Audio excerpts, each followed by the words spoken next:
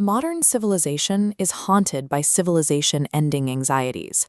We fear the outbreak of global pandemics, the creeping threat of artificial intelligence, and the sudden devastation of a ballistic missile strike or a massive asteroid colliding with Earth. Millions of people believe every single one of these modern catastrophes was documented hundreds of years ago by a 16th-century French apothecary. Michel de Nostradamus published the Prophecies in 1555. This collection earned him a reputation for predicting world-altering events, including the rise of Adolf Hitler. Over the centuries, his followers have expanded this list to include modern tragedies, claiming he explicitly foresaw the terrorist attacks of September 11, 2001. Because his book maps a timeline of human history stretching to the year 3797, the Prophecies has almost never gone out of print, making him history's most enduring seer. This track record relies on a difficult reality. The actual text is notoriously unreadable. He used a mix of Greek, Latin, Italian, and regional dialects to bury his ideas inside complex word games. He structured the book as a series of undated four-line poems called quatrains. Nostradamus himself described this confusing style as cloudy obscurity. Even his contemporaries were skeptical. In 1558, one critic published a text dismissing him as a brainless and lunatic idiot shouting nonsense on the streets. Modern readers continue to extract highly specific headlines from these verses, finding references to Elon Musk's mission to Mars within a poem written in 1555. The accuracy of a Nostradamus prophecy relies on a specific linguistic trick that requires the reader to perform the final interpretation. The historical record identifies Michel de Nostradamus as an expelled medical student who spent years traveling the French countryside as a working apothecary. He employed science-based methods for fighting the plague.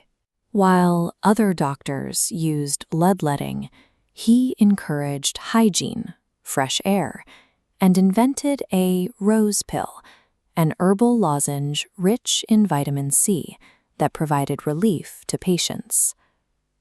Despite this medical knowledge, his life hit a tragic turning point in 1534. While he was away on a mission, the plague struck his hometown, killing his own wife and 2 children. Following this loss, he pivoted into the occult and astrology.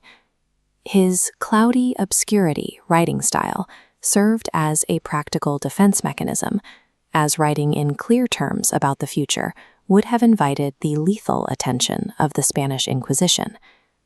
These vague verses functioned as a survival tactic, a way for a grieving, disgraced doctor to entertain the French nobility while avoiding the reach of the church. We can analyze the structural blueprint of how a prophecy is fulfilled by looking directly at the text itself. In the famous Hitler prophecy, believers point to a quatrain mentioning a child born in the depths of Western Europe, and later reference the word hister. By connecting these phonetic and geographic dots, readers mold the poem to fit the dictator. This same process applies to the September 11th prophecy. The text mentions 2 high rocks warring for a long time around a new city. Interpreters retroactively assign those unspecific terms to the Twin Towers and New York.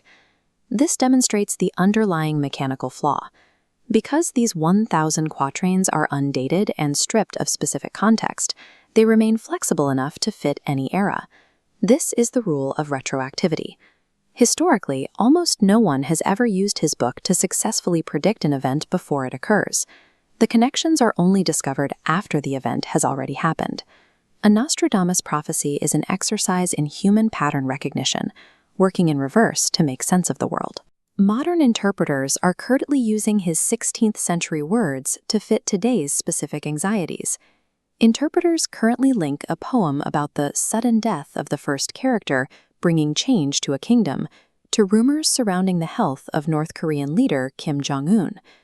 References to a new sage with a lone brain and immortal disciples are now interpreted as the rise of artificial intelligence, echoing Stephen Hawking's warnings about thinking machines.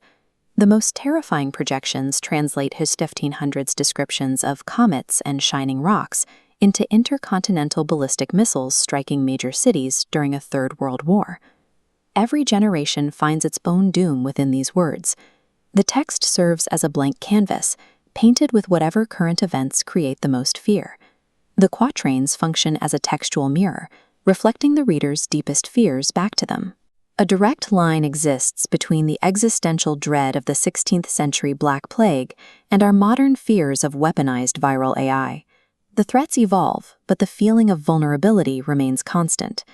This illustrates the psychological comfort of the Nostradamus phenomenon.